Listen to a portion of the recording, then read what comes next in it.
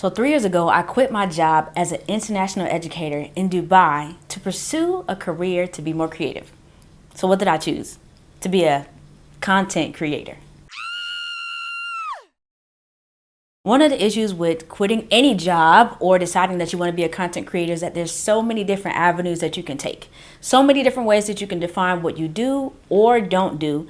And it took me 3 years to figure that out. So in the beginning, I defined myself as a photographer, videographer, accepting odd jobs here and there to make ends meet. I would do yacht parties or birthday parties or cover events. And I quickly learned that I did not enjoy doing any of those things, especially photography or videography on a boat. I don't think there's anything worse than being stuck on a boat full of strangers for 4+ hours and having no way to get back to shore with your equipment. And depending on the party that you're at, it can get a little bit messy. And I'm choosing not to relive that experience twice with having to be there to record it and then have to edit it again. Nah. So that's a lesson that I quickly learned. You can try out different things, but quickly decide what you do not like to do and stop accepting those jobs. The next crucial part of my journey was finding direction. I didn't necessarily know what to do. I had an idea of what I did not want to do, but I had no idea what else was possible outside of creating YouTube videos and making short form content for Instagram. This is when the concept of community came about. I was following a couple different creators and ran across Nikki Saunders and Deeper Than a Brand with Carl Phillips. They hosted a 3-day event on YouTube where I was up 2 and 3 o'clock in the morning to be able to watch it, and they definitely captured my attention when they let me know they knew exactly how to get me from point A to point B in my content creation journey and new career.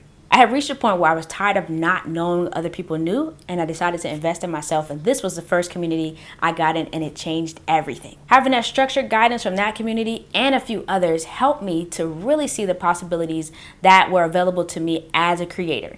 It allowed me to create consistently and with more meaning, allowing my content to continue to improve and catch the eyes of potential clients. Being a part of these communities also extended some pretty awesome opportunities for me to be able to create on the ground, allow me to learn how to create fast-paced, upbeat, engaging social media content in real time. Having these opportunities allowed me to not only be involved, but to also see various gaps in the market. I noticed that I was capturing a lot of content that I would put together in that short form clip, but then after that, it's pretty much being stored. It might be used as B-roll, but it's not being intentionally used for other pieces of content outside of your normal video purposes. This is when I began to dig a little bit deeper in repurposing content, being able to take what we already captured, but already predetermine the different ways that I can use it moving forward.